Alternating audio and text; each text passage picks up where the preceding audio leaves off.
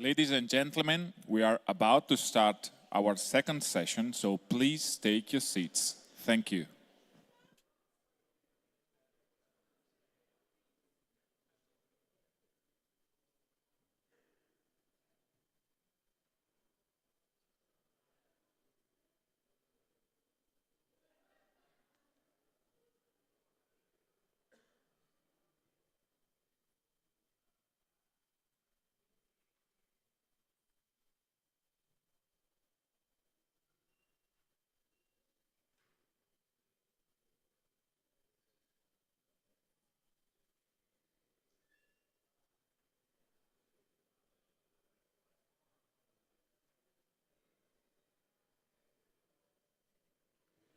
Welcome back, everyone.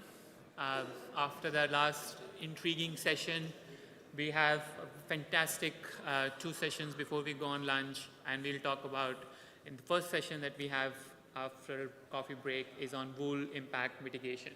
We have 2 fantastic speakers.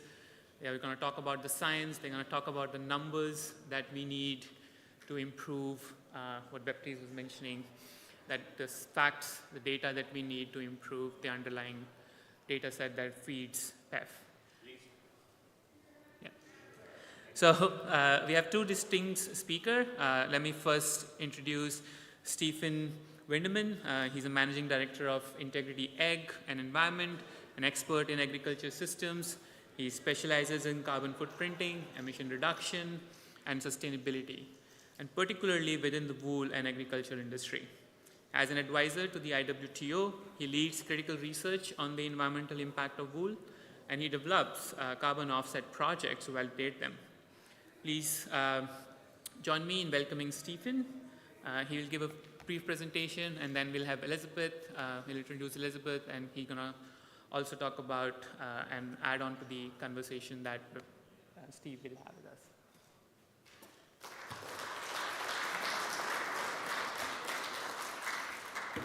Thanks very much for the introduction, and it's great to be here in person. I was just reflecting that I think the last time I spoke in a fibre context in Europe was pre-COVID, and we've had many online sessions, but it's wonderful to be back here in person.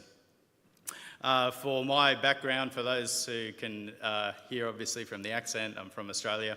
I grew up farming sheep and cattle, but have spent my professional career working in supply chain sustainability, and a good amount of the last 5 years working in the product environmental footprint system that Baptiste spoke of as technical advisor for the wool industry and as part of the technical advisory board for the European Commission.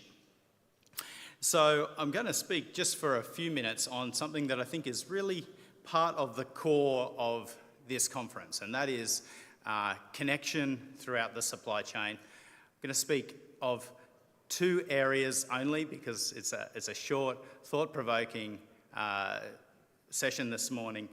The needs right throughout the supply chain, but it takes integration, it takes working together.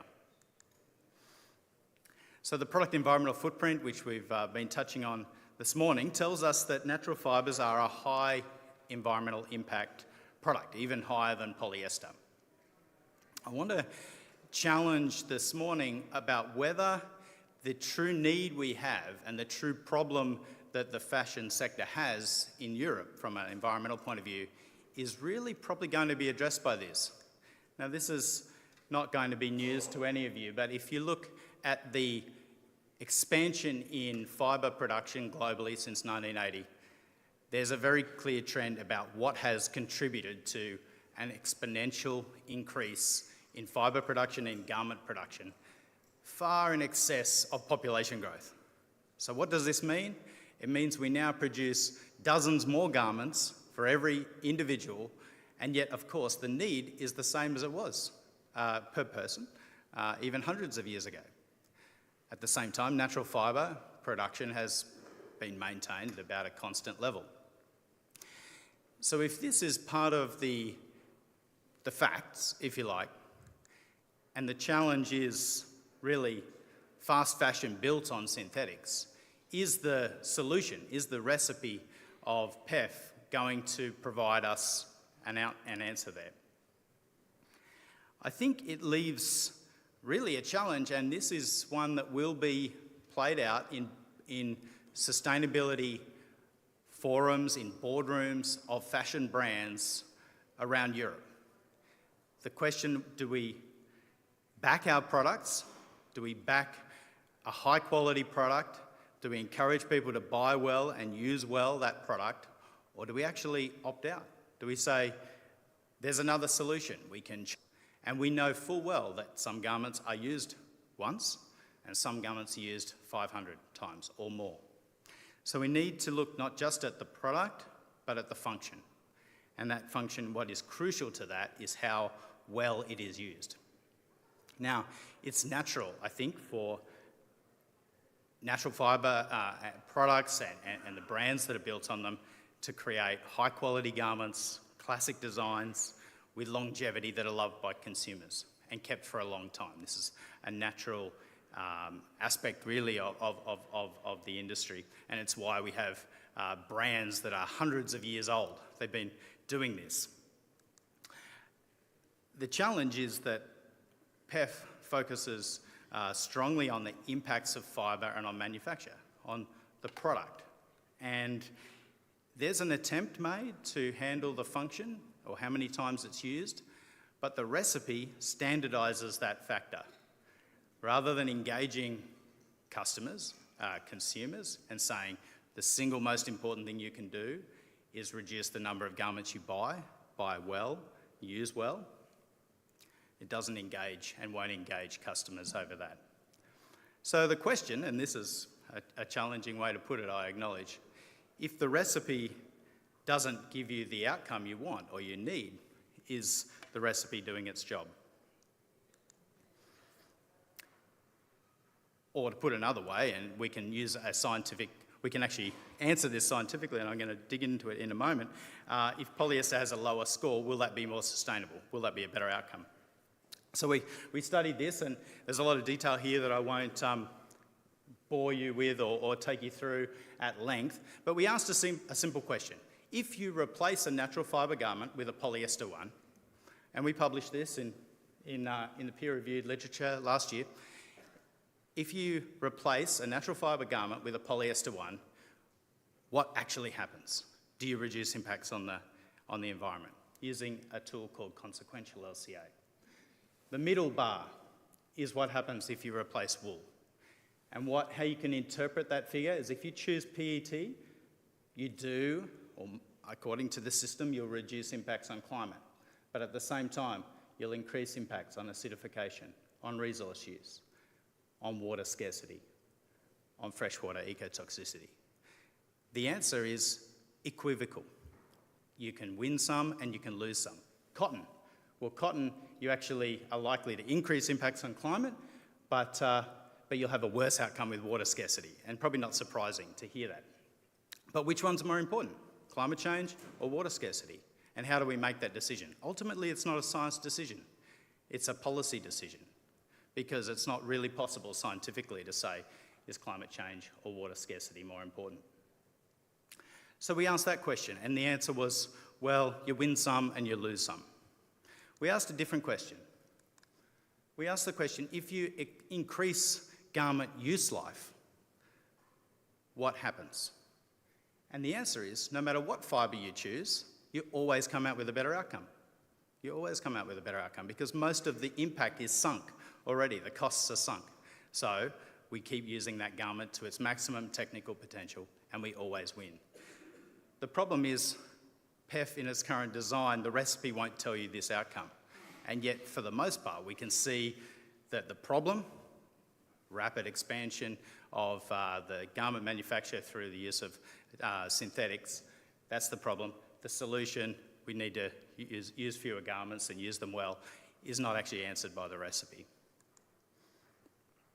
Okay, so that's the first point. At one end of the supply chain, I think we can be confident in our product. Buy well, use well. The second is that we do need to leverage the supply chain. We need to own the challenges and problems we do have. So we have challenges with greenhouse gas emissions. Up to 70% of the bad score, if you want to know why, it's driven by greenhouse gas emissions. But even this is far more complex than at first appears. 60% of those emissions are from methane, not carbon dioxide. And according to the Paris Agreement, we don't need a net zero methane target, we need net zero CO2, and we can handle reductions, but at a more modest rate of methane. So we've studied this in the sheep industry in Australia at quite some length to see what could be possible with emission reduction, and we think at the moment current technologies may be in the order of 30 to 40% emission reduction by 2040 and at 2050, at pretty extraordinary cost. The next part of the solution is to look at removals, that is pulling carbon dioxide out of the atmosphere in trees and soil. Possible, but it's a tremendous effort that changes the whole way we farm to deliver these outcomes, and at the moment we expect it comes at some cost. So where to next? Integrating the supply chain.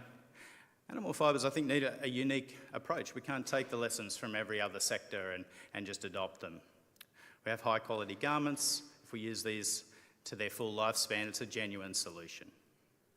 But marketing and both policy needs to reflect this. Second, fibre substitution we don't believe is any fix. The research we've done indicates that it might leave the problem or even exacerbate the problem. Natural fibres need a sector-specific decarbonisation plan. It won't be just adopting the first thing that comes off the shelf, particularly because our situation is unique and different. So lastly, sustainability stretches right across the supply chain. We need to work together to bring about those solutions. Thanks very much.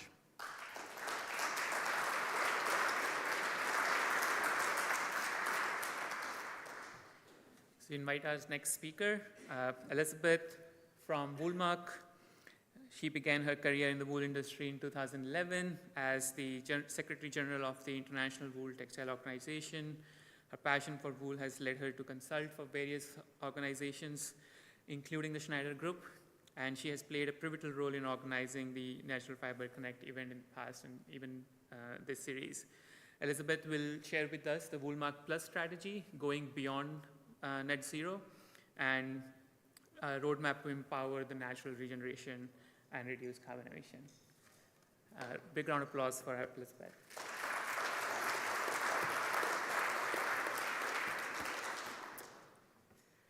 Thank you, Ravi, for the introductions. I was born in 1980. You can make the calculations in your head now. And this photo shows me and some of my classmates on a school trip on an island in the North Sea of Germany called Langeoog. And this photo was taken around 1993. And at that time, everyone had to have these tracksuits. And they were made out of synthetic fabrics. So what is the most shocking about these tracksuits? Of course, the color choices as well. But now, it's the fact that these tracksuits probably still exist, likely in a landfill somewhere.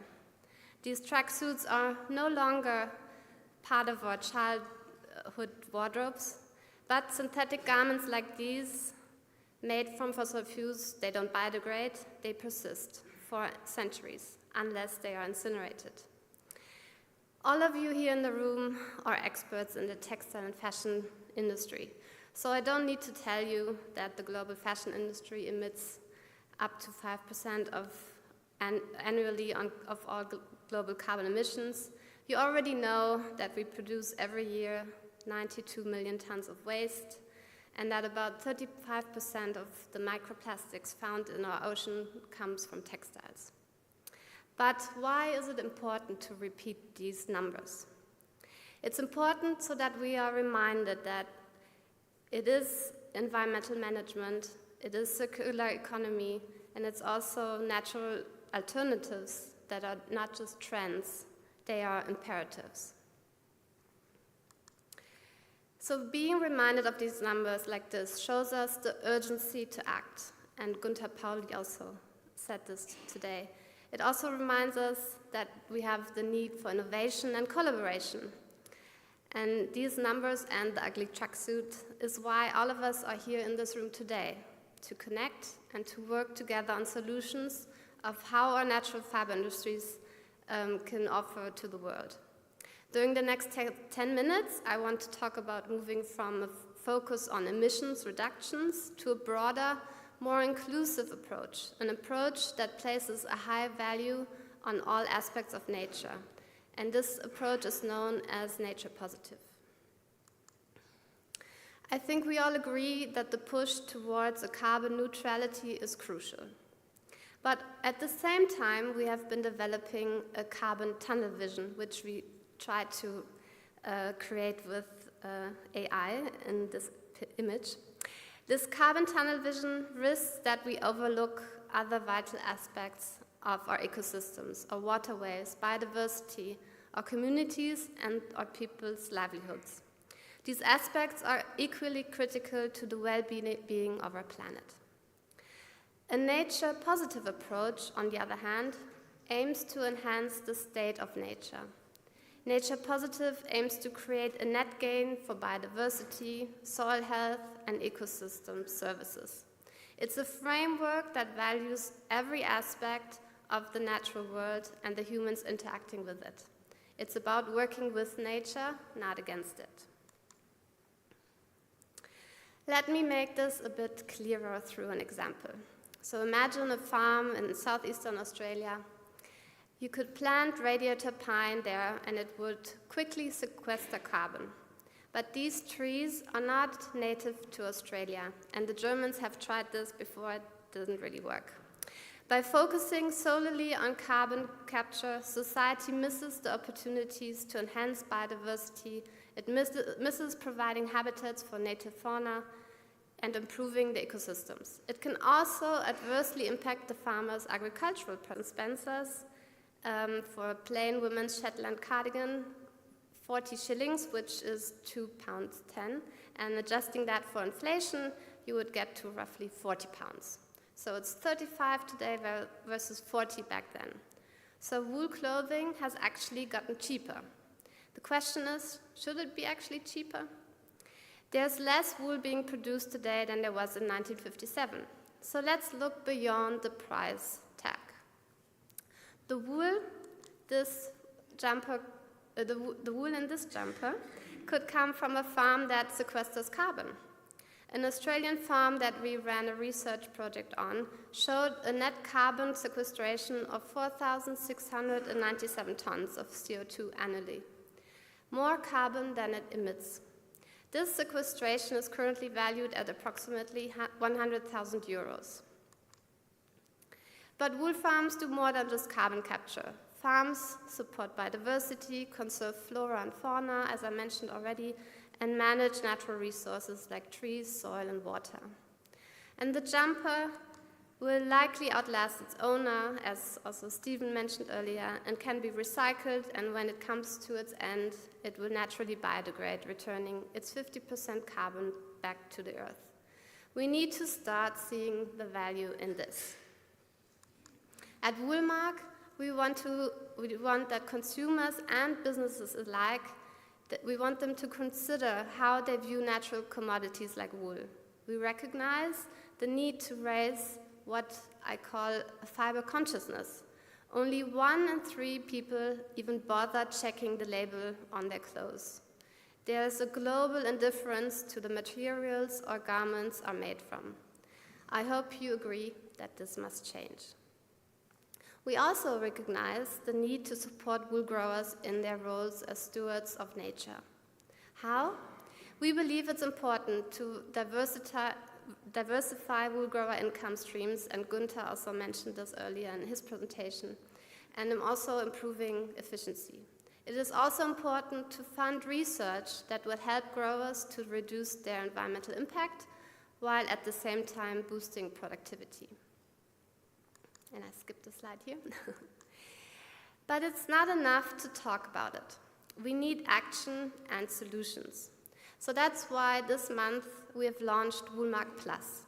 Woolmark Plus has 13 initiatives that help the wool supply chain on the journey to nature positive. At the heart of this roadmap is the sustainability of wool growing communities and the welfare of sheep. Woolmark Plus has a combination of research and extension projects. Let me give you a little bit of an overview of what we have in store with Woolmark Plus. So one of our initiatives is the nature positive farming specification. Wool growers are already doing incredible work in sustainable farming. Unfortunately, much of it goes unrecognized or is not valued or not valued enough. For a nature positive farming specification, we've worked with over the past few years with Farming for the Future and La Trobe University.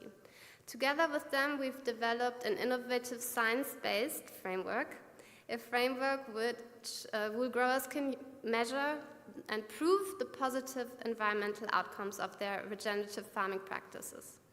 The framework includes 12 nature-positive farming metrics that you can see here on the slide.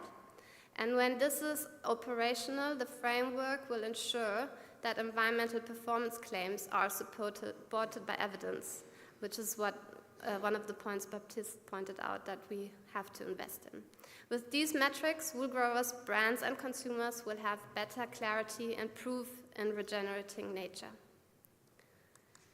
Another initiative of Woolmark Plus is an insetting program. This insetting program will allow businesses, brands, and retailers to invest directly in farmers who are managing their land in a way that it captures carbon, conserves biodiversity, and reduces emissions. We're also investing in research into methane emissions reductions in sheep, and Stephen will be best to also talk to you about that during the breaks.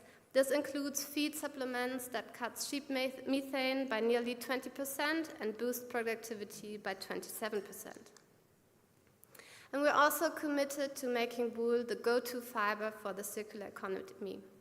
That is why this summer we have expanded our well-known quality assurance program also to include recycled wool. And another initiative for the circular economy is eliminating chemicals of concern from the wool supply chain. This will help meet brand demand for recycled wool and ensure there's nothing inhibiting the recycling and biodegradability potential of wool.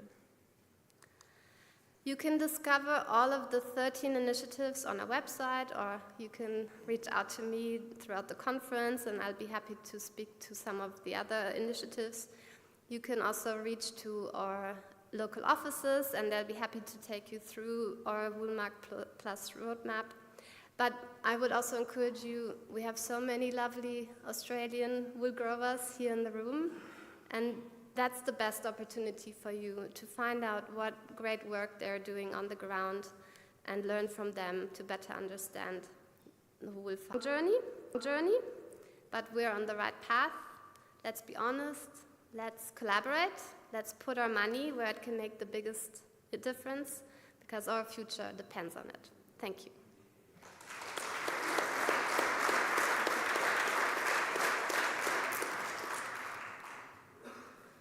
So like the previous sessions, I have a few questions prepared for Stephen and Elizabeth. And then after following those questions, we're going to open up for the audience.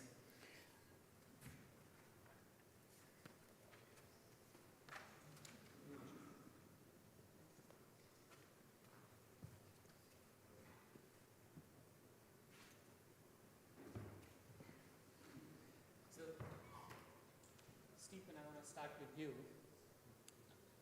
What are the consequences when consumers and brands made their final decisions on the products they want to make and the products they want to buy solely based on PEF? Yeah, well, I think this is where we are going to have some challenges, because the system, or the recipe, if you like, to use that analogy, is far more focused on the point of sale and on quantification of the point of sale. So it inherently doesn't handle or really even try to communicate to consumers about how they handle their garments.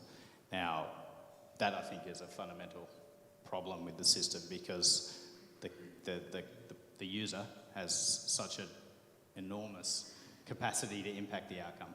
If they buy and then throw away, well, everything that we've done to that point is lost.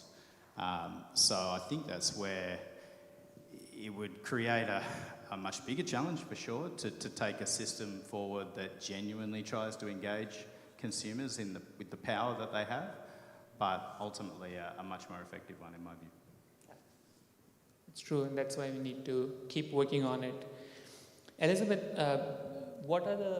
it's really great to hear about the nature positive and all the metrics that it will yield, so that we have the data, we have the evidence, and we have the numbers to show that the impact is lower. What is the challenges currently with the wool farming, and why we need a new strategy to go forward? Yeah, so when we embarked on this journey to develop this roadmap, of course we did a big research and analysis phase, and we identified a lot of challenges that wool growers had, but at the same time we realized a lot of those challenges are actually also applicable to the entire supply chain. So we felt actually everyone can understand those challenges. So I'll give you examples. One is wool price volatility. That's tremendously difficult for wool growers to plan the operation if the prices are as down as they are now, but also fluctuating. But it's also a challenge for a brand like you, who needs to plan their products ahead with volatile wool prices. Another one is, of course, climate change, and we'll hear today from Australian wool growers about the tremendous stress that a drought puts on the sheep, the land, and the growers as well.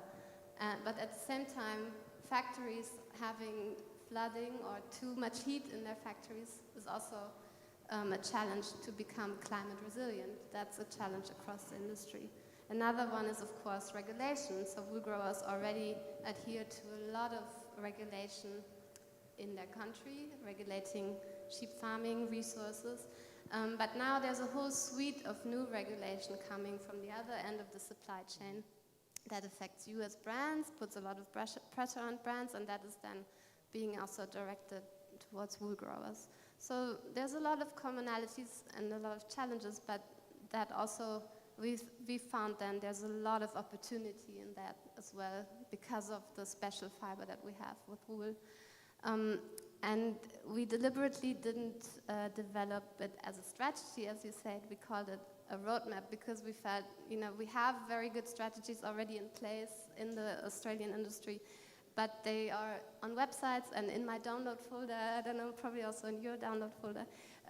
But we wanted this to be a roadmap because it's a journey, that's where the metaphor is important, but also because it's full of initiatives that are already underway or are in pilot phase, and they're very practical solutions to the challenges that we have. So we see there's a lot of opportunity there, and that's where we want to embark on. And also using that metaphor, because there's still a lot of ongoing research as well, it might mean we need to deviate somewhere and be flexible. So that's also what this is all about.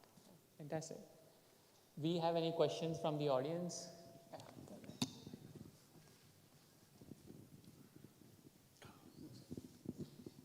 Thank you.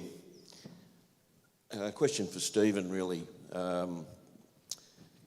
The journey of the PEF, the further it goes along and the more evidence comes to the surface, which I think undermines the credibility of the current PEF. And we heard earlier that it's an iteration, so it is a journey, but I just can't help but see the parallels with this journey to, say, the tobacco industry or the gambling industry, where there's a lot of money by fast fashion thrown at this to get the result thereafter.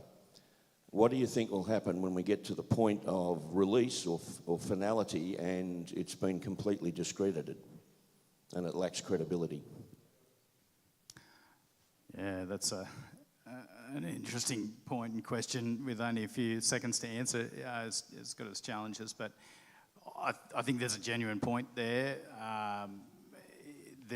While the ambitions are laudable and all of us want a more sustainable outcome and want to simplify and all the points that Baptiste made about the objectives, I think we probably could all sign up to but we will have to test the ultimate outcome to see whether it's doing that, and it's doing that in a fair way, because it may, and I think in an unintended sense, give outcomes that are not at all equal or fair. And it does seem a little bit that way, and if you're a natural fibre exposed brand and you're about to get a label that says you're unsustainable, but you know, the system, if you like, the recipe doesn't include some impacts like microplastics, it's fine to understand why that's the case, but it still doesn't change the fact that if you put a label at a point in time saying one thing's better and one thing's worse, that could have a real impact and a real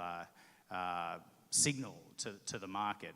And so I think we'll have to question really, in a really robust way, at that point, is it ready, is it suitable, is it going to deliver the ultimate outcome we want? And there's still many questions, I think, for the PEF system to answer in that sense. We lost the moderator. You can go for one more if anyone wants.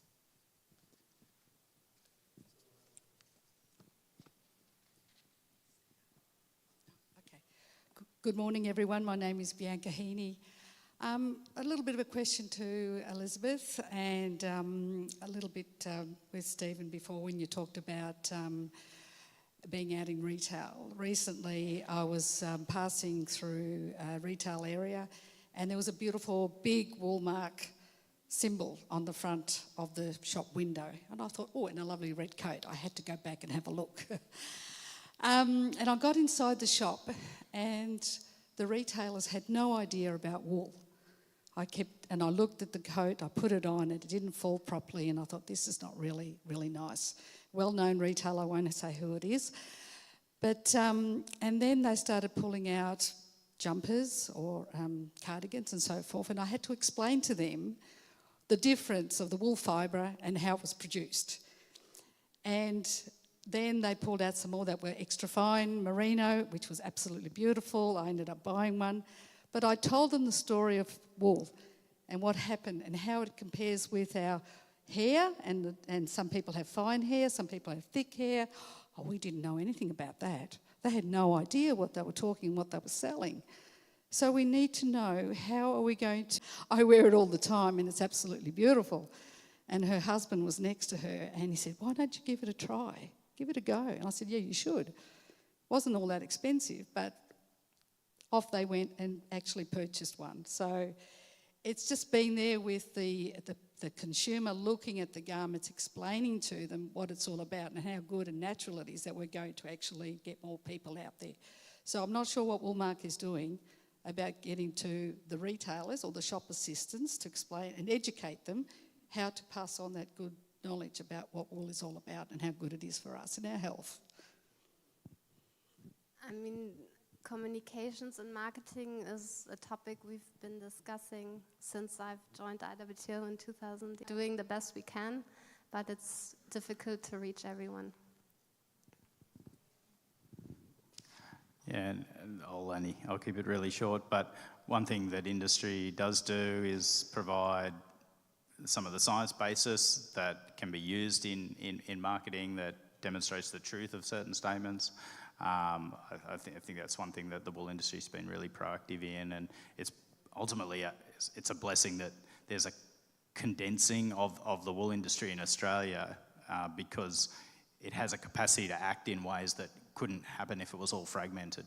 And if we can harness that, I think actually we need to harness that across nations now to take the next step forward, because some of the challenges, and I think they're not wool only, they're natural fibre, could be existential and require a whole of supply chain, whole of global type response to meet the challenge. And I think we can do it if we can provide some of that evidence, some of that science base, but it takes time and energy and money and a strategic approach. Yeah. Help me here.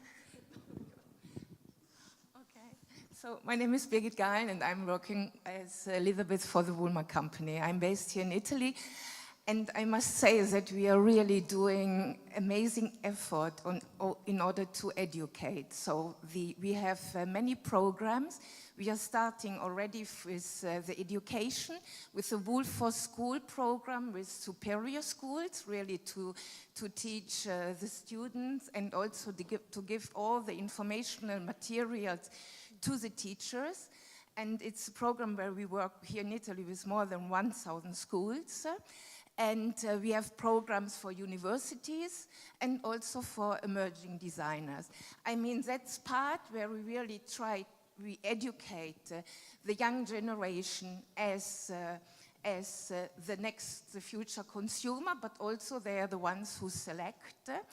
Additionally, we have created an amazing online platform which is called the Woolmark Learning Center, which is free to register for everyone, and we have more than 10 courses available. So, and then we have also special programs for retailer and brands in order to educate their flow staff.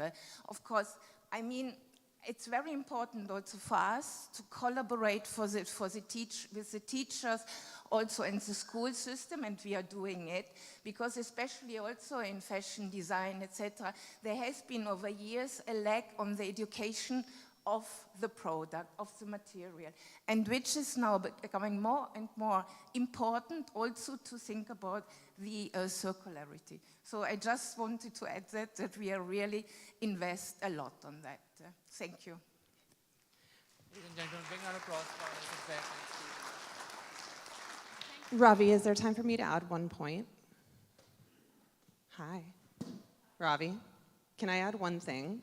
I think we are hearing a lot of representation from the grower groups and from the different marketing people, and Walmart obviously is marketing and things like that. And I want to bring the brand perspective. My name's Amanda. I work at a very well-known New York-based fashion brand. And one of the challenges that we have is the fashion calendar.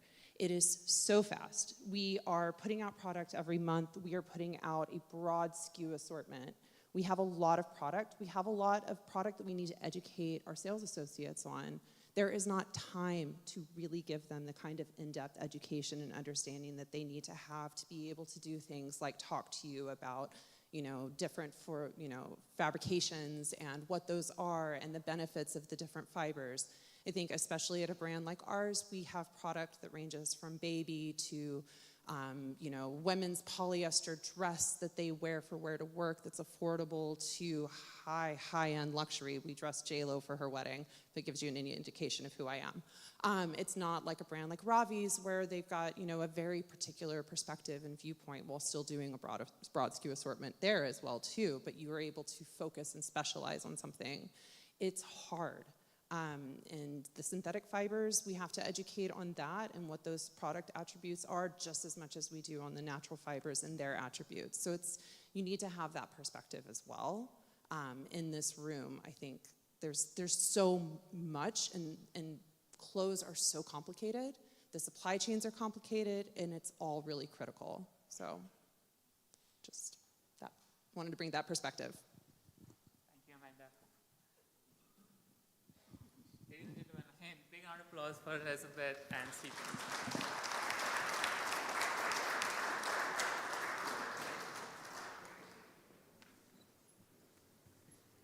So the next session is also really exciting. We will have a few more speakers coming up and sharing and dwelling deeper into the regenerative agriculture aspect, what it means.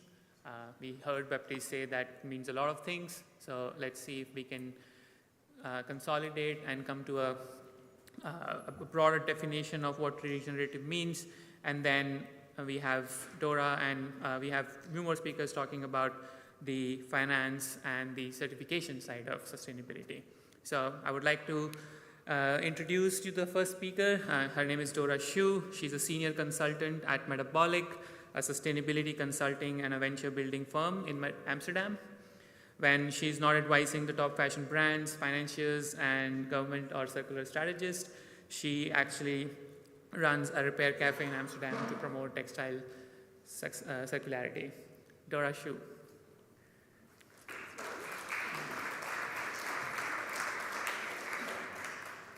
Our second guest is Lindsay Humphrey. She's the founder of the Rethink Lab. She is a sustainability strategist with a deep expertise in regenerative agriculture and supply chain sustainability. She's been general manager of Mohair South Africa and sustainability manager at BKB. She excels at aligning producers and brand perspective to drive meaningful and practical climate initiative in this industry. We are lucky to have her. Please join our hands to welcome Lindsay.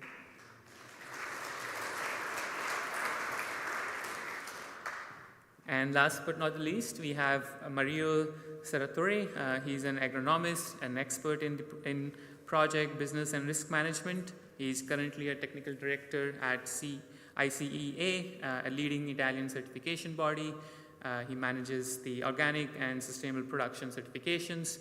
He also serves on the board of several international organizations, including the COMSOS Standards, IACB, and Responsible MICA Initiative. Welcome, Mariano.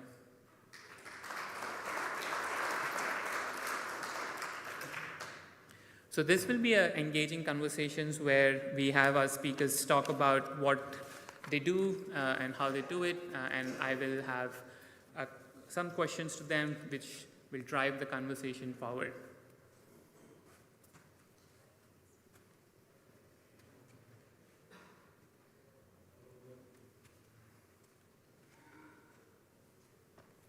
So Lindsay, I want to start with you.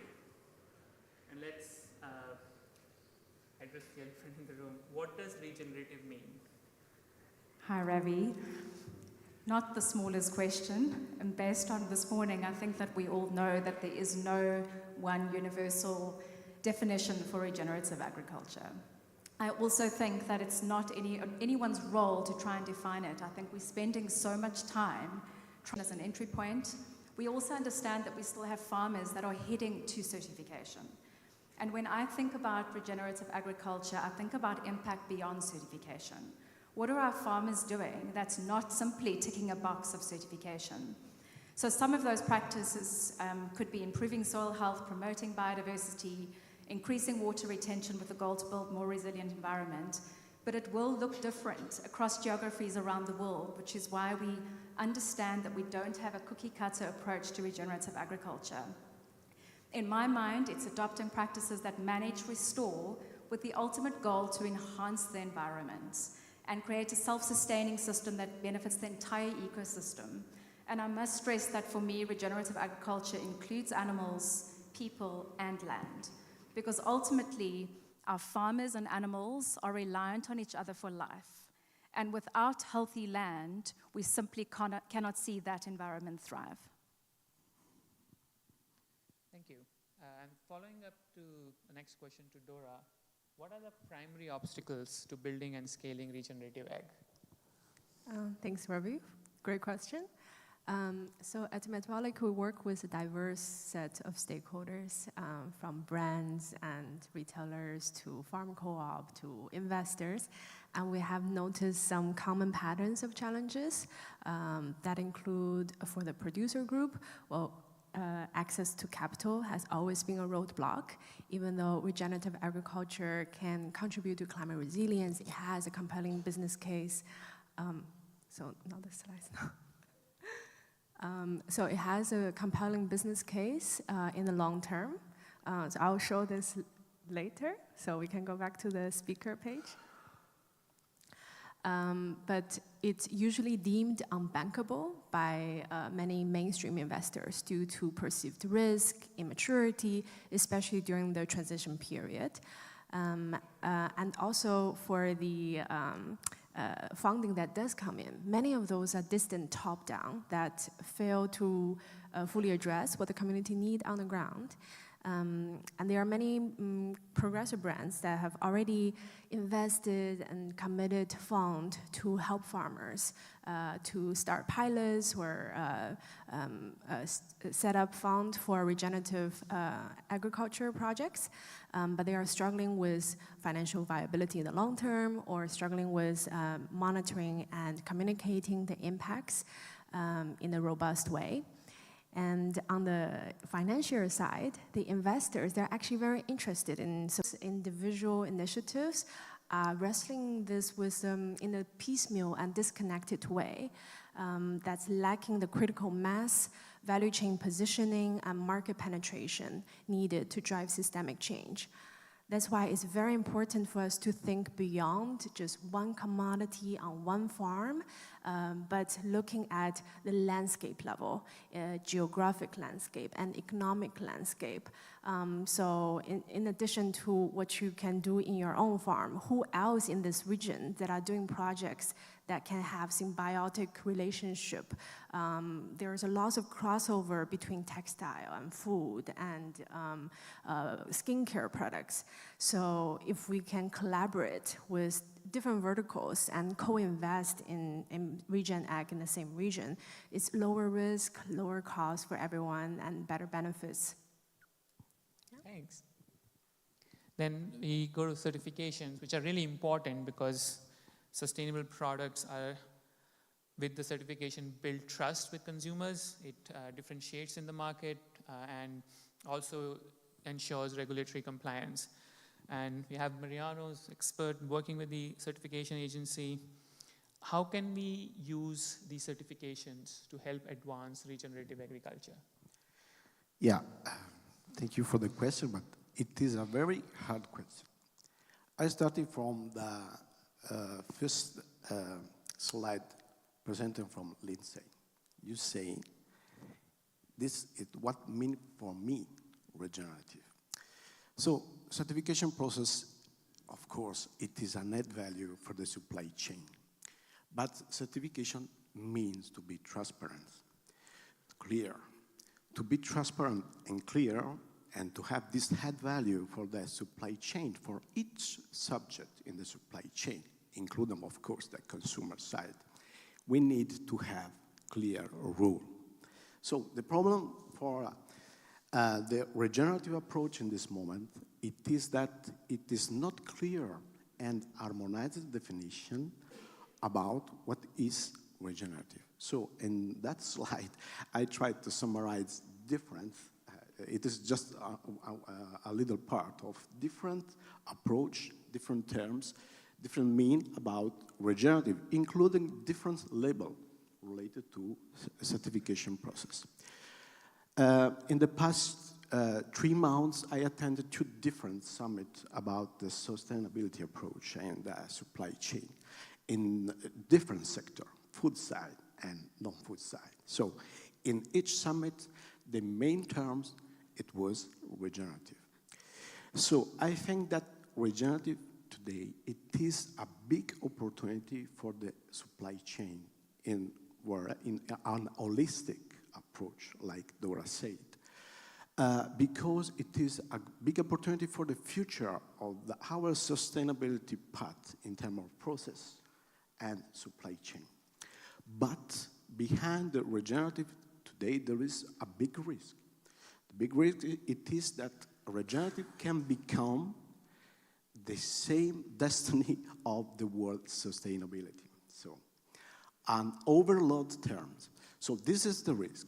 So the certification approach and the certification side can help, yes, but we need to define clear rule, harmonized definition, harmonized criteria. We are working with the regenerative side with different organizations. Inside this organization, there is public and private research center and also different stakeholders, public and private. So we are defined for the next IFOM International Congress about the organic, and the next Congress in Taiwan, a conference dedicated to the regenerative, in order to bring all together in the same table different stakeholders in order to set a common manifesto of what it is regenerative. So this is the starting point. But starting with, I have just another one. Yes, let's start with the simple things. Because regenerative starting from organic So a lot, so the approach that it is behind regenerative approach from the technical side, it is already included in the organic process. So we can create a symbiosis between organic and regenerative. This could be the future, but we have to manage accordingly clear rules, clear definition, and harmonizing definition. Following up, the follow-up question on this is also that a lot of the farmers and a lot of the people already do these practices and they're not certified because the cost of certifications are just too high, and it doesn't make any sense to pay that much money for a little bit of, to validate what you're already doing. How can the cost of certification go down so that people who are actually doing these things can use the certification to really prove what they have done? Yeah. About the cost for certification, I agree. There is a different approach about the type of regenerative growers and also supply chain compared with other supply chain, because we can have small growers or very big growers, including in the supply chain. And so we cannot organize it, the certification approach and, of course, the certification course with group of growers that bring together in the same territory, in the same region, small growers, or the head of the supply chain can manage accordingly. And, of course, from the certification body side, if the quality system from the head of the supply chain that, of course, will be monitored, and during the time, if it is enough to guarantee the quality approach, of course, the certification body can reduce the number of growers that each year can and need to be audited. So, for example, the square root or other type of system. So this, of course, have an impact related to the cost. But I think that different way can apply it in a reasonable way. But the important thing is to be clear of what the grower and producer have, the company have to do it. Thank you. Coming to the growers, Lindsay, how does you characterize the current global state of regenerative agriculture, and especially regarding its impact on the Tier 4 suppliers? Another very big question, and one that I'm working very closely to. I do have a slide that speaks to this as well. But I'll start with what we're seeing out there. So firstly, momentum. We're seeing a massive momentum in this space across the supply chain, from growers themselves asking questions, starting to understand what it means. And by no means am I saying that growers have not been regenerative or not been practicing regenerative for decades. They have been, but they recognize that the supply chain is interested in those practices. And then we are also seeing the request from the other side of the supply chain. And it's been quite an interesting synergy in the middle, because the understanding from across that supply chain is quite different. So regenerative for me, like I said, is the boundary of your making. And within a brand or retailer, it's going to depend on the resource that they have. You very quickly know what the resource looks like when you receive the question.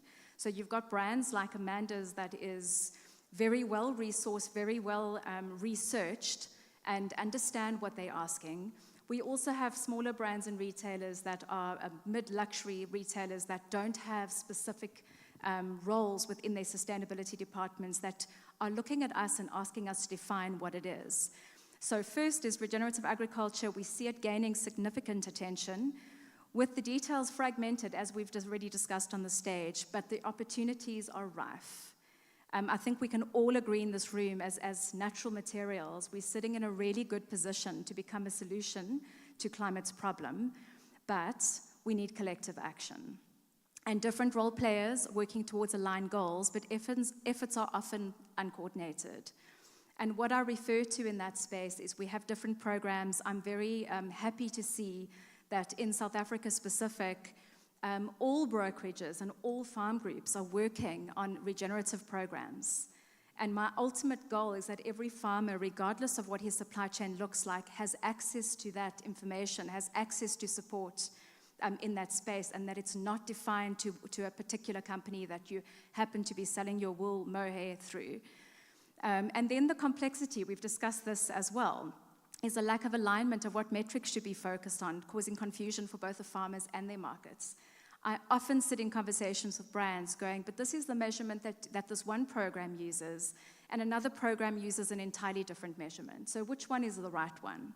Or which one, and imagine having to understand every single, I'm not a scientist, we have some scientists in the room, brands certainly aren't equipped with scientists, not every brand, trying to understand how do we differentiate these programs from one another.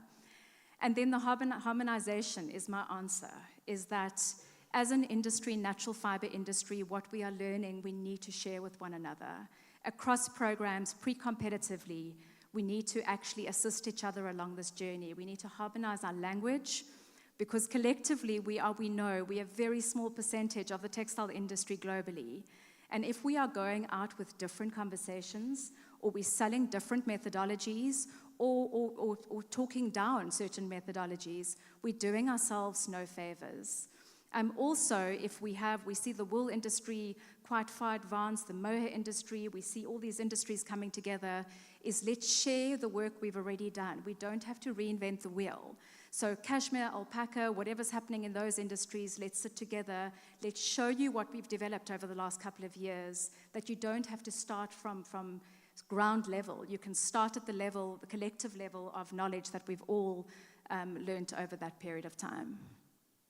Yeah, it's a collective effort, definitely the need of the us, and the all industries coming together to really have a united voice on it.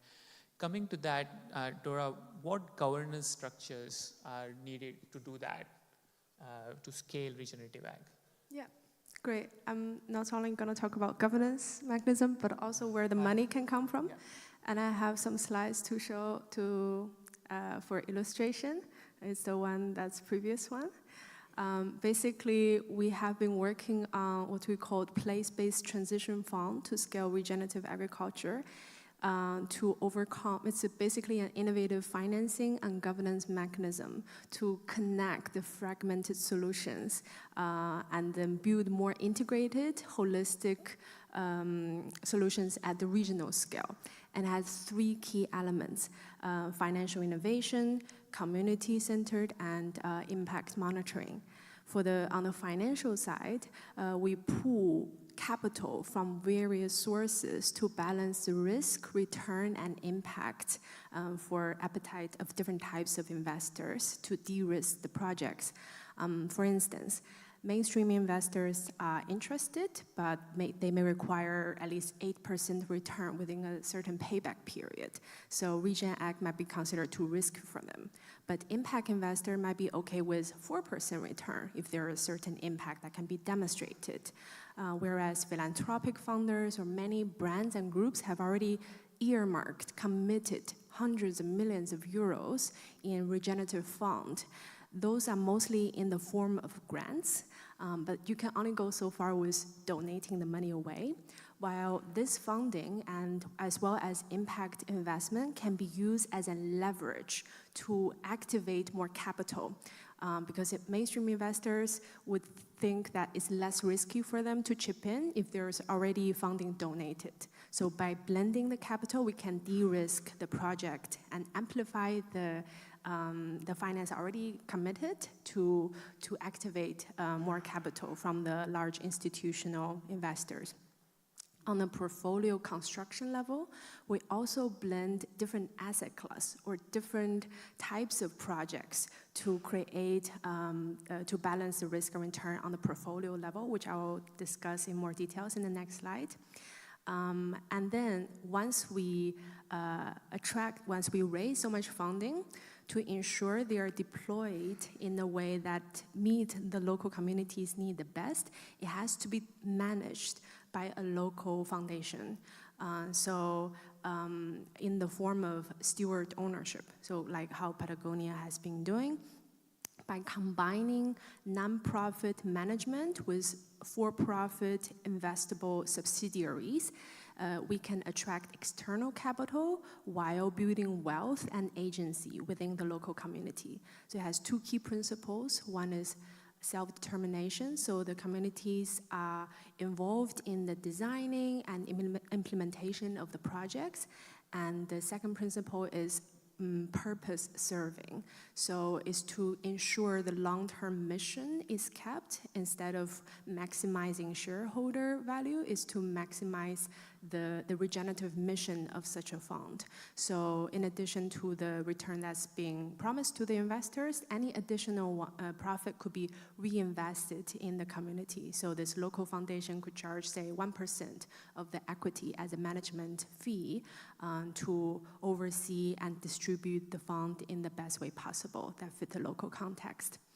And lastly is on the impact monitoring, which means we need to set robust targets that's holistic. So looking beyond just carbon emissions, but also as Lindsay mentioned and Elizabeth and Gunter's all mentioned, that there are many other co-benefits that can be generated in ecosystem services, in biodiversity, in soil health, social benefits, livelihood. So we need to set holistic baseline and geographically contextualized targets. So not just in terms of how many gigatons of carbon can we sequester, but also what percentage of the carbon credit or carbon budget are you contributing in this region? And then lastly, working with certification body, working with academia, with public to do more independent measurement of the impact that's being generated so that the brands can communicate the progress, and also investors can keep telling the stories and ensuring additional funding to come in. And in the next slide, I will show an indicative portfolio. So this is basically encouraging us to look beyond just your own verticals, but looking at who else could benefit. So this is basically with different types of projects that can have symbiotic relationship within the same region. And then the ranking of risk, return, and impact are purely indicative, but basically to show that like the greener is better and the red is less ideal.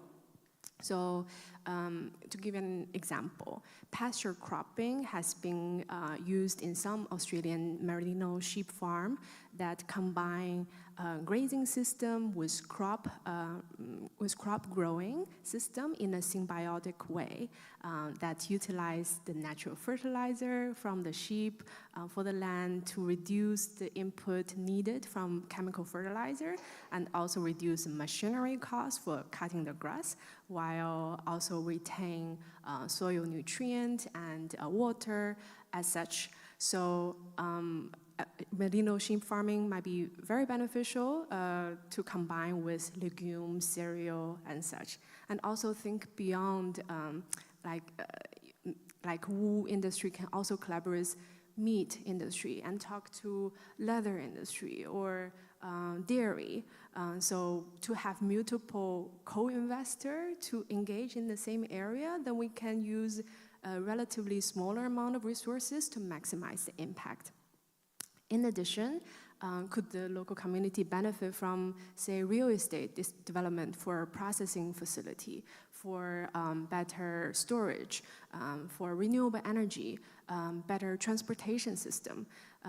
Infrastructural projects like this have a more proven record of return and risks, so they are less risky for investors. So when combined in the portfolio, we can use project that has high return, low risk to subsidize those that has high impact, maybe higher risk in the short term, like regen ag. So on the portfolio level, the return and risk level is balanced, but then you can still achieve the impact needed.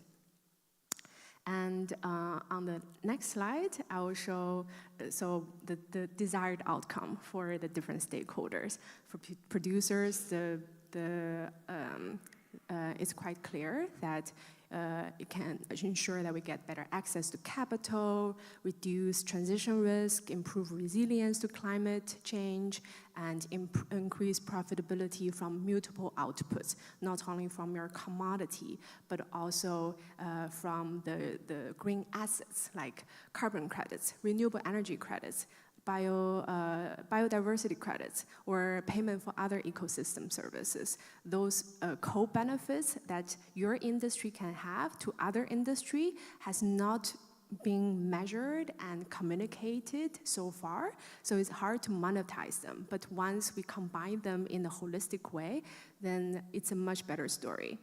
For the off-takers, it could be from textile, it could be from food, from even public, like governments, for the renewable energy and carbon credits and such. So the off-takers can enjoy high-quality fiber, more secure supply chain, meet your nature targets, and you also generate social co-benefits.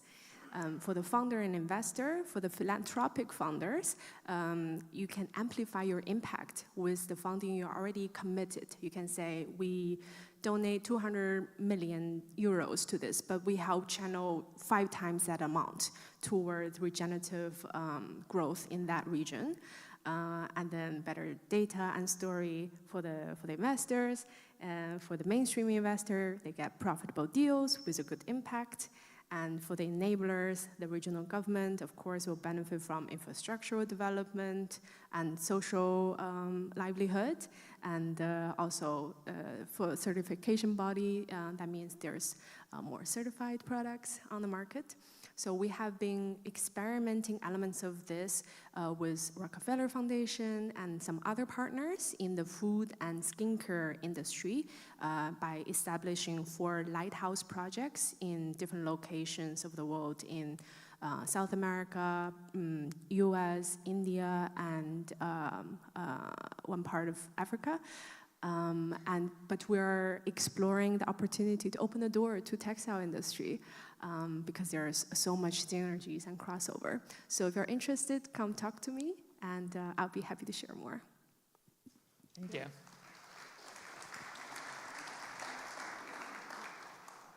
I think we definitely need to have more people to contribute and look beyond just one commodity and look at the whole ecosystem, look at the whole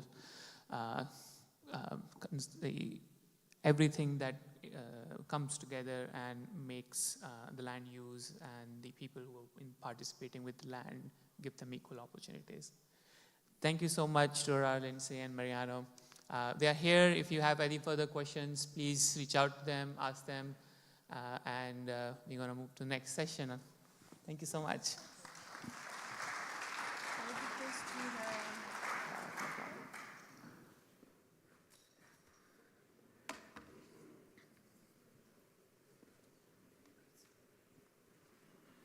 So our next session is my favorite topic because it titles Material Matters, and I work in material sustainability, so it's very close to me. And we have Laura Kohler from Textile Exchange, who has, we are very delighted to have her, and who's with us to talk about the Textile Exchange Materials Matter.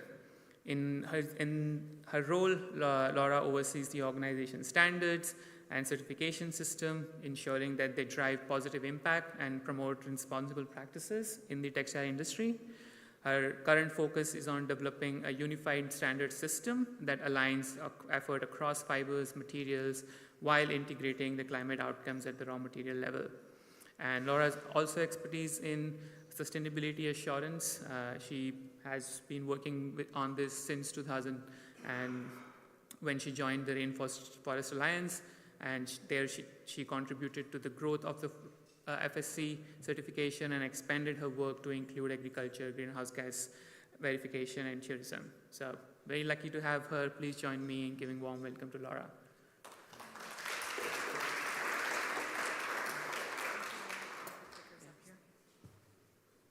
Hello, everyone. I really appreciated from Gunter's earlier about it's important for people to know who is speaking to you. So thank you very much, Ravi, for introducing some of my background. I have been working in certification systems for basically my whole professional career.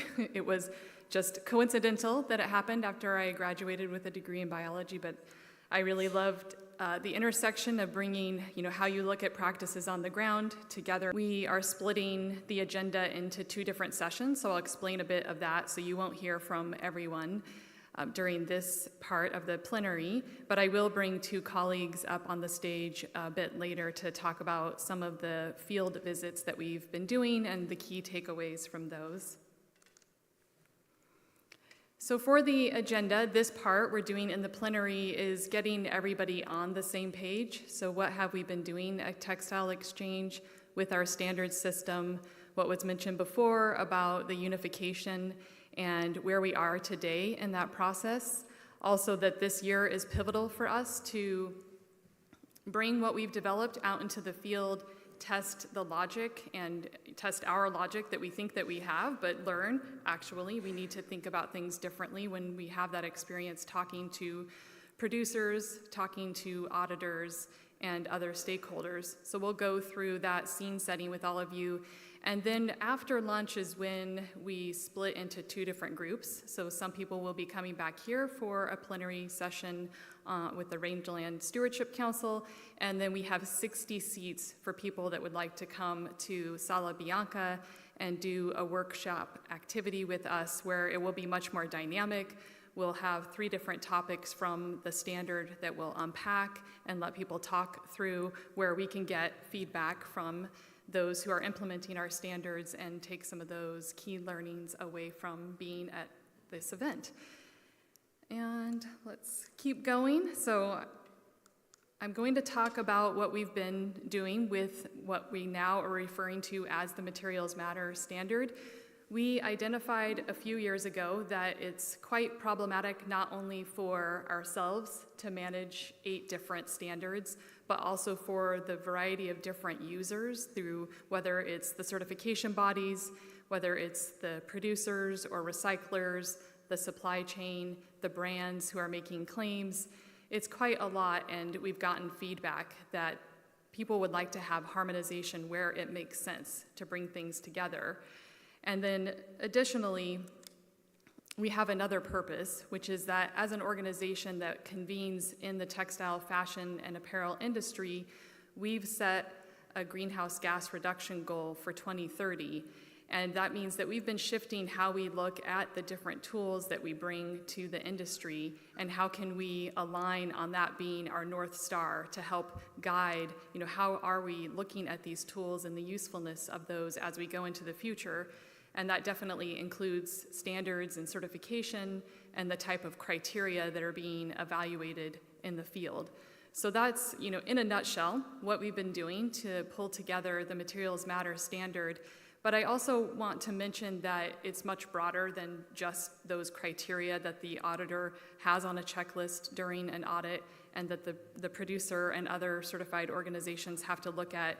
And so thankfully, Textile Exchange decided in the beginning, when developing its first standard related to organic cotton in the very beginning, that we needed to have a traceability system to bring that organic cotton from production systems to market. How does that certified material get traced through the supply chain and have that level of integrity and credibility that's needed when claims are made on the final product?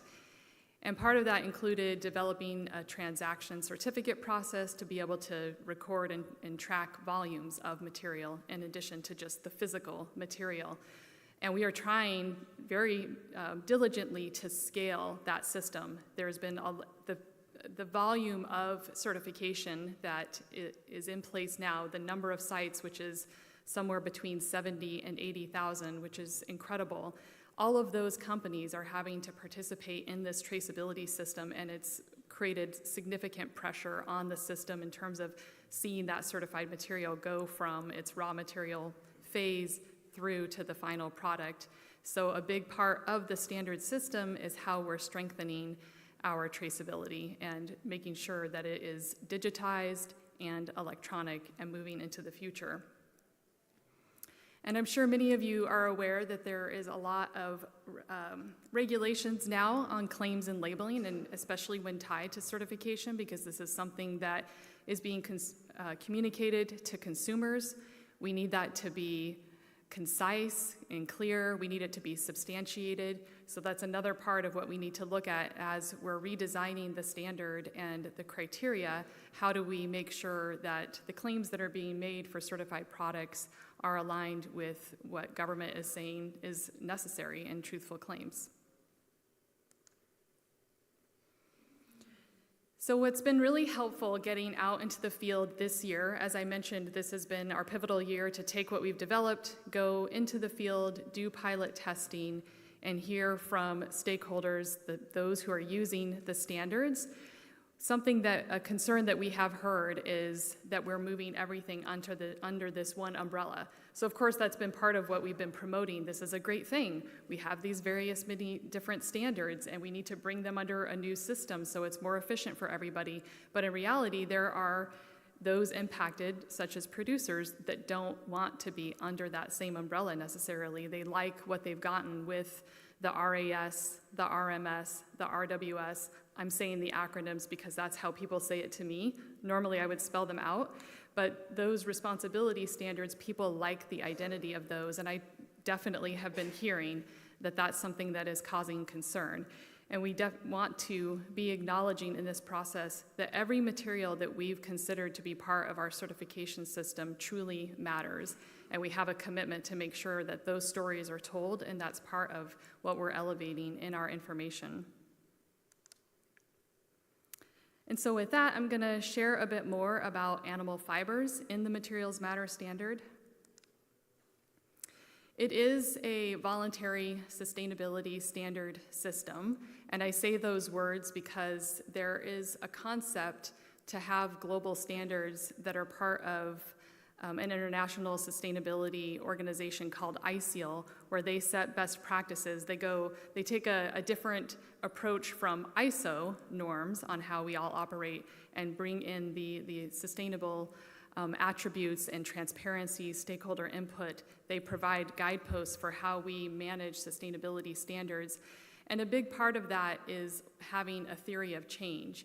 And that means, why do we want to do standards? Why do we want to have certified products? What does that mean for Textile Exchange as a nonprofit organization that is founded on a mission statement? And that means looking at what is the long-term impact that we want to have. And for us, that's the reorienting on our Climate Plus goal with climate and nature targets that we have set. How do we look at that as a long-term goal, and what are the ways that we can be working towards that through desired outcomes? And so that's a big part of the role of sustainability standards, not just in the textile industry, in forestry, in fisheries, in mining, in cropping. So this is something very common across many different industries. But we also know that because we have the various animal fiber standards today that have scaled, they've grown significantly, that there are real challenges. These are challenges that even though I wanted to get through certain content in the workshops that we were doing in various countries, the people that were there wanted to tell us, this is what's hard for us, we want you to hear us. And so we do want to acknowledge that we are aware of the challenges in the standards today, how they're used today, and that those challenges, if we don't think about them in the right way, they're going to continue to exist in our standard system in the future.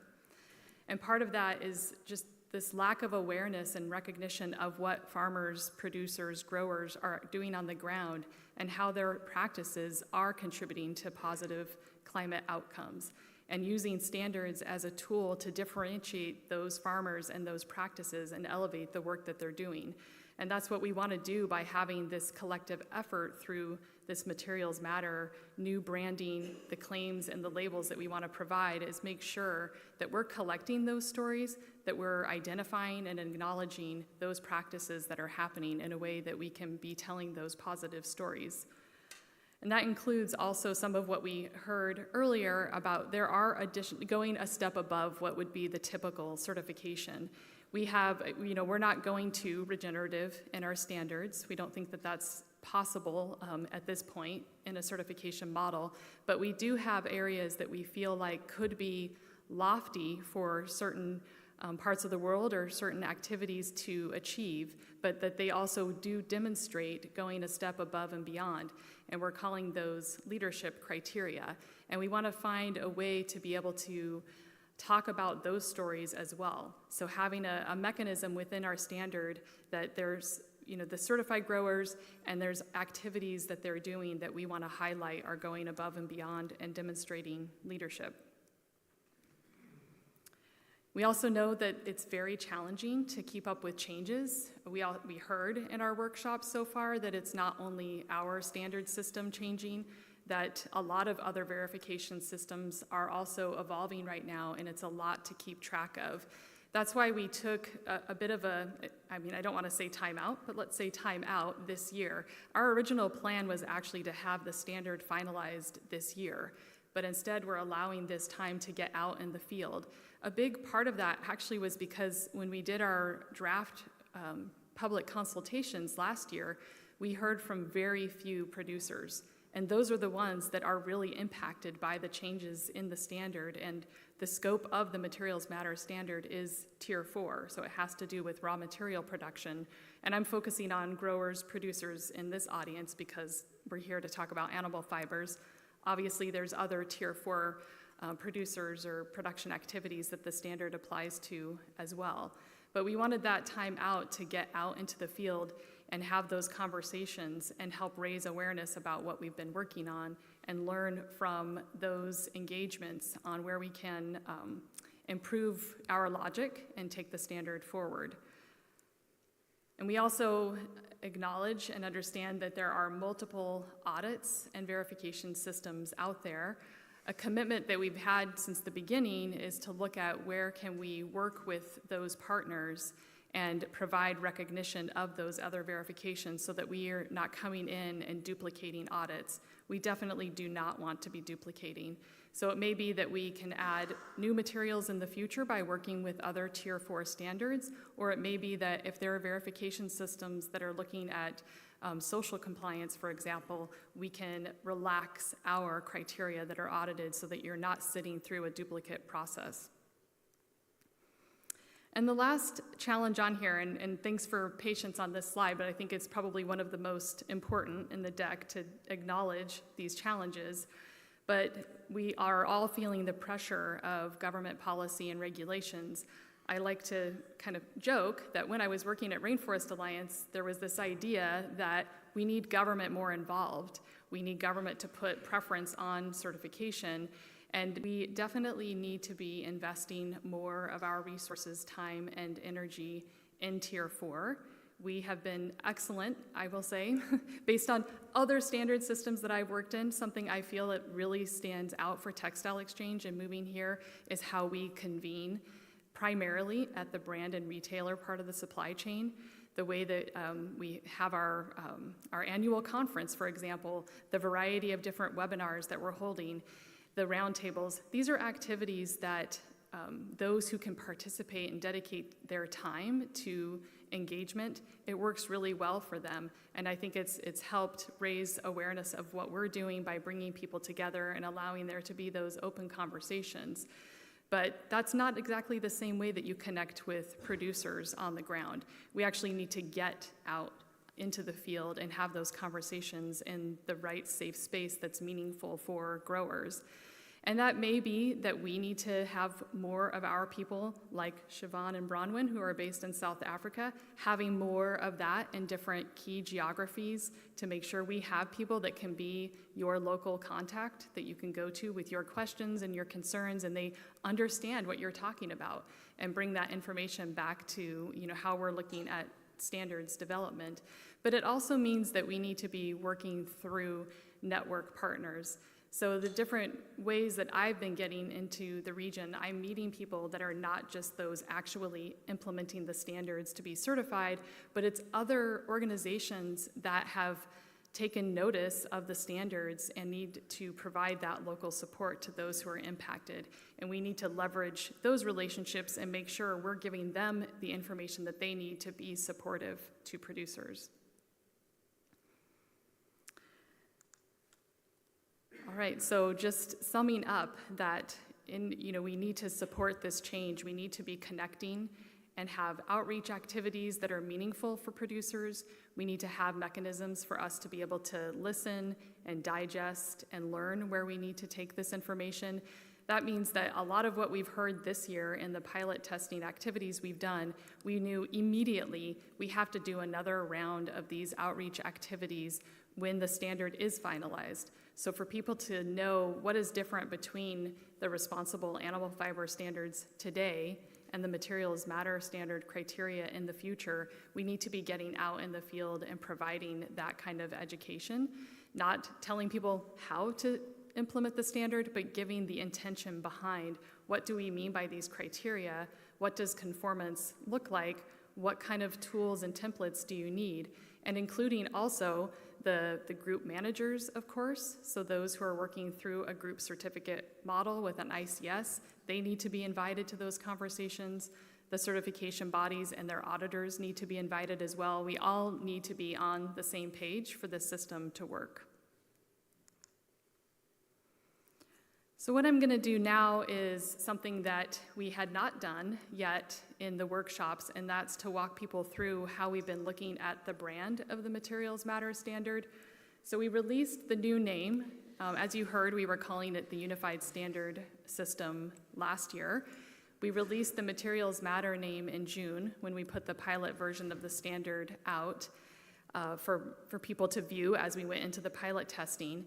And then as we've gone into these workshops, we've been showing the new logo that we have with the standard. But what we haven't shown yet is how we're looking to elevate the different materials that we think matter. And so I guess this is what I was saying, that we're investing in, what is the Materials Matter brand, and making sure that it does elevate producers and different materials, that those are the parts that are highlighted in what we're doing. So this is giving, working with a designer and those kind of design elements that come back, having a color palette, having a font, having icons. Actually, you don't see the icons in these circles. It just says the words, whether it's alpaca or mohair or wool. We have gone through a few different iterations of the icons. We know that for some parts of the industry, that's really important to have something that represents your material. We've gotten a lot of feedback on those icons that, things are not quite right. That doesn't look like the right animal. And so you will actually see, I think, a couple images in the following slides. But the main thing I want to say is this is a work in progress, and that's why we hadn't shown it yet. I think we had this vision that we would be showing this information in targeted conversations. We have a labeling task force that we've been bringing along in this process and getting their feedback and testing. But we realized in the workshops that we conducted that it is really important to show what we have been doing and make sure we're letting people know that this does impact you. We understand that, and we want to bring you along in this development process and get your feedback. This is representing how we'll be promoting Materials Matter, so that when we're going to events like this and we have information set up, how we're going to be in our different materials online, elevating the look and feel of Materials Matter. This is our storytelling, so where we want to highlight what's happening on the ground, how the raw materials are produced, telling those stories about land stewards and the positive things that they're doing to grow the materials that we need. This is showing how we would tie the different elements together, so having a continuity in the look and feel of Materials Matter, whether it's used in our promotional materials, whether it's used on our standard itself and the documents that people are downloading, and whether it's used in labels that are going to be, whether they're stenciled at the raw material level or going on the final garment. And again, work in progress is across there, so please, if anybody is feeling upset about these, there's opportunity to give us feedback. And the other aspect that I will mention that has been quite challenging is the actual label. There are required elements that we have to have in a certification label that goes on the final product. And when we went to testing that with brands of how that could fit and work, that's where we got feedback that the elements were not easy to work with. And that's why we're not ready at this point in time to be showing anything more final. We really want to highlight the materials that matter. So we don't want to just talk in broad sweeping language about materials matter. We want to highlight and elevate the individual materials that we've very intentionally included in our standard system and very intentionally included as part of our Climate Plus goal. So we're looking at options for how can the material be highlighted in labels.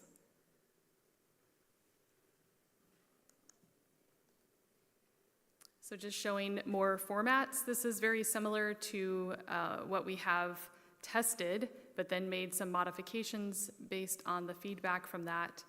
And again, a work in progress. And I think that there is somebody in here from the labeling task force. So she knows what I'm talking about in terms of testing this and getting that feedback that we need to keep working on.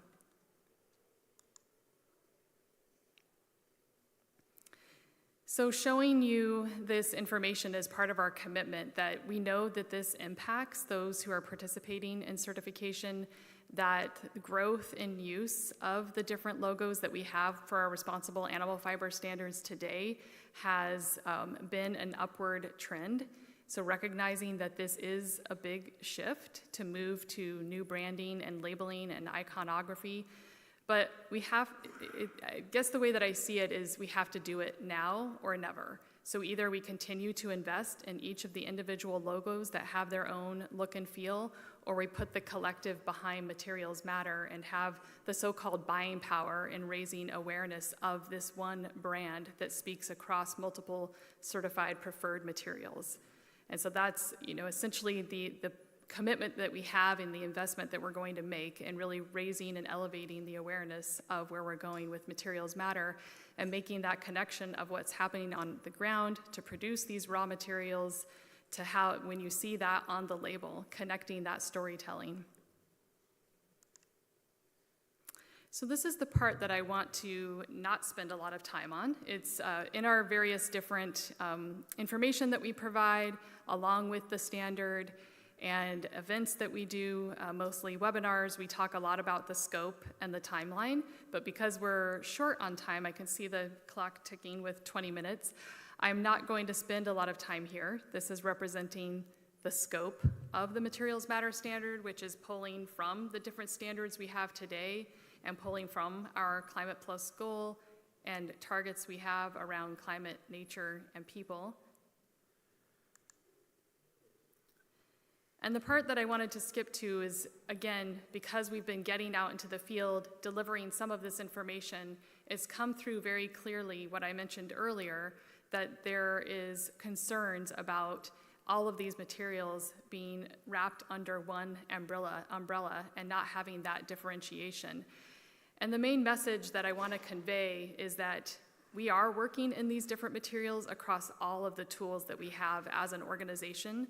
That includes our certification standards, it includes our benchmark reports, our preferred fibers and materials matrix. We've identified which are the materials that we feel have the greatest impact for change related to the Climate Plus goal, and we're putting our time and energy into those different materials. But we do want to make sure that we're elevating each individual material and how it contributes to positive climate outcomes and positive outcomes for people and animals. And so that's, just being clear, open, and honest that we are working in these different materials, but we fully have the intention to keep highlighting and elevating the animal fibers that are included. This is the timeline. So I mentioned that a bit already, that we have the pilot version out right now. It's not available for certification and auditing. So the main highlight I will give here is that our intention is to publish the final version after we take into consideration the learnings that we have from activities this year, publish middle of next year, and then still allow a full 6 months to 1 year for those who are impacted to transition. So we're giving minimum 6 months, and then we have an optional period, and then the standard becomes mandatory where it replaces our other standards by the middle of 2026. So that's the timeline trajectory that we're on, and we have a lot of activities to be conducting in that in-between period to make sure we're raising awareness and bringing everyone along in this journey. I'm going to skip over that and talk about pilot testing so I can bring my colleagues up here in just a minute. So a big part of sustainability standards and being part of an ICL membership is that this is actually not required in ICL, but it is showing you go above and beyond if you take your draft standard out into the field and conduct pilot tests. And that means looking at the auditability. Are the criteria clear and understood? Is our intention coming through in those criteria? Is it accessible, or have we set the bar too high? And we're going to eliminate, smallholders, for example, from being able to participate in certification. We need to look at the cost for audits. Is what we're going towards, what we've developed, going to add significant time for conducting an audit and therefore increase cost to growers and others in the supply chain? So those are all things that we need to get into the field and test, and that's been part of what we've been doing this year. That just is saying what I said. This is to let everybody know that in animal materials, these are the pilots that have either already been conducted or are still to go. So you can see where in the world that we've been going, such as looking at wool processing in Italy. That includes recycled wool. We're also going to be looking at wool scouring in Italy. We've done communal farm piloting in Peru. We've conducted our pilots on farms and communal farms in South Africa, and we've been to Australia and New Zealand as well. And with that, to be able to keep going for our last stretch of time before lunch, I'm going to bring Siobhan and Bronwyn up on stage because they've also been participating in the pilot testing, and they'll share some of their reflections and key takeaways from these activities. So I'm going to need the microphone.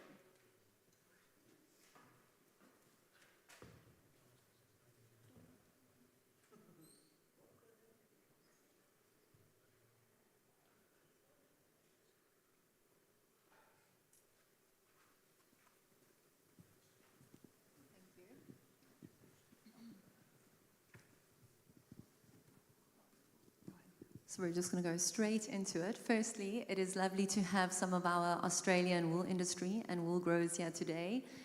We actually met with them in Australia, so it's lovely to see your faces here. Thank you for coming. And to reiterate what Laura said earlier, I think firstly the main feedback and takeaway was the importance of getting onto the ground and having those conversations with the producers and the wool industry in Australia, listening to their challenges and their concerns of the transition from the RWS to the MMS. Again, speaking not only to producers, but brokers, buyers, control bodies, and being able to take these learnings and feed them back internally has been very insightful for us. Also, the appreciation from the industry in having us there, it was definitely noted, and we have learned that these in-person meetings and sessions are very important, and they definitely need to carry on going forward. And then leaning that into my next point was, again, a great opportunity to be able to sit through the pilot audits and watch how the auditor approached the MMS questions and the producers' reactions to that. And then firstly, again, a big thank you to our producers who had the pilot audits. They were very, very honest and open with their feedback, and that was a great learning for us as well. And then for the Textile Exchange team to be there, to be able to provide clarity and guidance, and then watch how that approach slowly changed in the continuation of these audits, which then really highlighted the need for greater clarity, both on the expectations and clarifying the rationale for farmers to meet these requirements. And this was mainly in our human rights and livelihood section, which was a very fun one to get through. In the discussions post the pilot audits, I think as a team we felt that some of these human rights and livelihood discussions would be better had well out in the field with the producers and the staff, and rather having conversations with them at a more comfortable level and not so head on, so that they're more open to sharing that feeling of their relationships on the farm and how everything is playing out in that field. almost done. And then the second last one was, and this was also brought up by the control bodies themselves, was the need for CB harmonization. So something to add to that, last week we had our first CB training in Amsterdam, which was great, where the intent is to train the lead auditors on the MMS questions, and then for those lead auditors to take it back to the CB and pass that learning on. Definitely a need for more of these training sessions, and very likely more regionally as well. And then from a producer group, broker point of view, a need for more CB options. So that definitely came out strong. And then lastly, from the animal welfare side, we generally had good acceptance on that. There weren't too many changes for those who are currently certified, so that went pretty smooth. I can hand over to Bronwyn. All right, so I'm going to report a bit on the nuances in the context. And I think that that has been so important. While general themes have been mimicked throughout these different contexts, there is those different regional details that you get to capture when you get to go in-field, in a region, and speak to the farmers on the ground. So just to give you a little bit of a thing, we definitely had mostly for land management, for the land use and the animal welfare side, we really didn't have too many issues there. I think everybody's pretty well aligned towards them in South Africa. I think some of the new criteria that we had brought in through MMS weren't really that applicable to the South African context. So for those two, it wasn't too big of the discussion. But we did also have the great opportunity of getting to just really trying to reiterate some of the thinking about the new structure that we've taken, and how we've really tried to make the planning, so your management planning, to your implementation, to your monitoring, trying to make that more strategic and more aligned to the objectives of the farmer. So trying to recognize that each business is completely different. So it was great to have those conversations. And then I think the big opportunity that we had in South Africa that I just want to bring up was firstly, before I go to that, let me just bring up the one that we did have the most conversations about, and that was definitely the human rights and livelihoods section. There were some very new concepts in there that we had to have quite a few conversations on. So that was really, really great. And I think that there was a lot of apprehension at first, because we did have our human rights and livelihoods specialist with us. And there was that apprehension of exactly how honest can the conversation be. And it was absolutely great that once we got that out of the way and there was a completely safe space, everyone just opened up and we were able to have really meaningful conversations. And I think that that is invaluable, taking that forward. Having that the human rights and livelihoods section, it was interesting because in South Africa we had the opportunity to go and pilot on commercial farms, but we also went to a communal farming system in South Africa on the border with Lesotho. And it was great to be able to firstly see the work that one of the brokerages have been doing in there to try and get them to certification level, because let me just as a disclaimer, we currently have no communal farms certified in either South Africa or Lesotho. We've got challenges. We've been working over the last 2 years with numerous stakeholders and producers in those contexts to try and find a opportunity of how could we bring certification into those systems, because we need to give them that competitive edge as well and bring them with where the market is going. But what we did decide to do is, with the opportunities, even knowing that we don't currently have them certified, could we use this opportunity to go and test the criteria and what we're proposing for communal systems, could we go test it in that landscape? And it was firstly absolutely amazing to see the work, as I said, that the brokerage had done there, and how much resource had already been put in, and they've been doing management plans, and it was absolutely great. But it was really interesting to see the difference in the ambitiousness of some of the human rights and livelihood stuff. So where we had in the commercial space talking about concepts, leadership criteria, concepts of stakeholder engagement and that community involvement. We know that in South Africa, that is not that easy in the commercial space, because that's not how the system is built. That's not how the the engagement is built in those systems. So it's no fault of anybody, it's just not how the system allows. But at that same challenging point, to go and have a look at in the communal system, some of that ambition is actually really, really possible, again, because of the way that their management systems are built. So communal systems rely on constant stakeholder engagement. They share the land, they share the responsibility, they don't have the land tenures, so they've got tribal authorities at work. And it just showed, like, you know, being able to recognize both the challenges and the opportunities in the context is so incredibly invaluable. So with that incredibly big mouthful on South Africa, I think all in all it was an amazing opportunity. We had really honest conversations. It felt like a partnership between the producers, stakeholders we met, and the certification bodies. And we walked away with a lot of takeaways and a lot of things that we're wanting to consider as we go into this next review of the MMS. And those are including not only criteria revision or maybe looking at how they're audited and those kind of challenges, but also looking at what guidance do we need to be building to be supporting some of these more complex things that we were asking. And then, you know, have we even got our definitions? You know, are there things we need to be defining to provide that clarification? So that is me. Wow, well, thank you both. I think everybody can see here in the room how valuable it is to have two colleagues that are based in a region and that participated in the South Africa pilots to be able to have that awareness and connection to what's happening on the ground with how the criteria have been developed and understand that context better and then be able to be advocates for where we need to go. And then great that Siobhan also got to take that experience in her backyard and come to Australia and look at how things are similar and how things are different. And it was really a telling experience that each and every one that we went on, you know, because I think that the Oceania ones I was on, there were 6 different growers that we visited. I've been on other pilots in cotton and other recycling. The pilot activity starts out with this persona where I think the organization feels like textile exchange is here and they're going to see what I'm doing and I'm going to mess up and they're not going to think I'm, you know, that I should be certified. Like there was this tension that we could feel.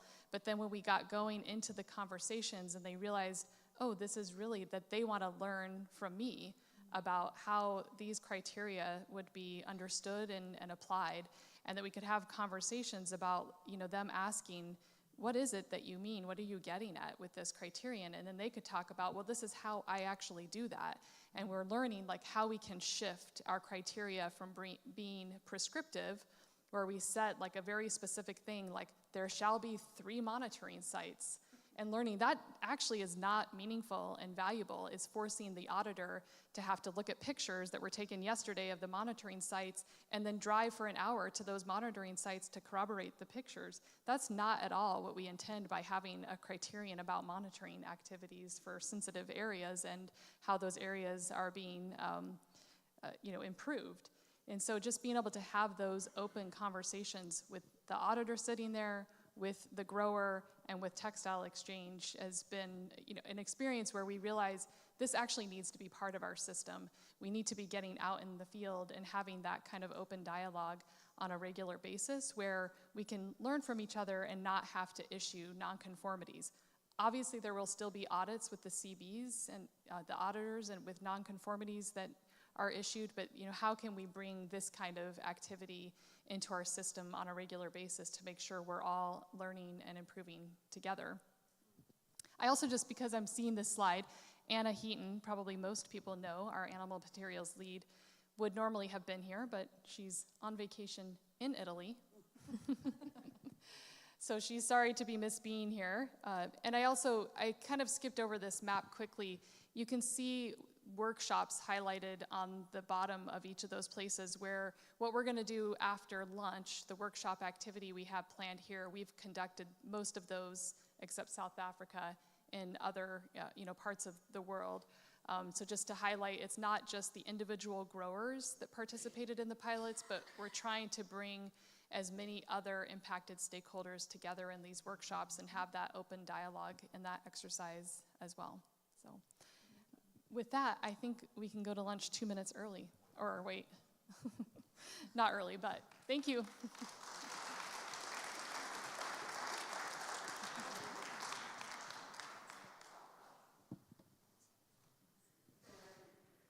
Thank you, Laura. Before we go to lunch, a quick note on the next sessions after the lunch, and also the people who have allergies, and we have to care for you, and we have a special desk that takes care of the food for people with allergies. So please do check out, and the next session after the lunch will be 2. We have a breakout, so we have a range land stewardship council here in this room, and we have materials matter workshop in the Sala Bianca. So please, after the lunch, whichever you want to join, you can take those rooms, and then we will reconvene after that session here and continue with our discussions. Have a great lunch.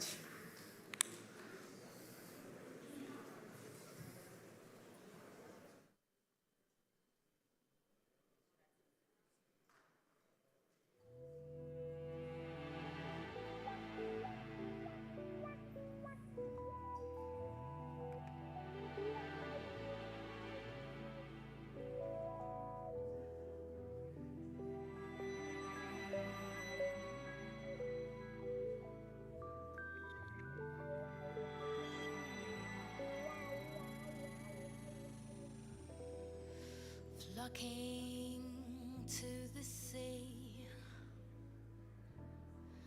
crowds of people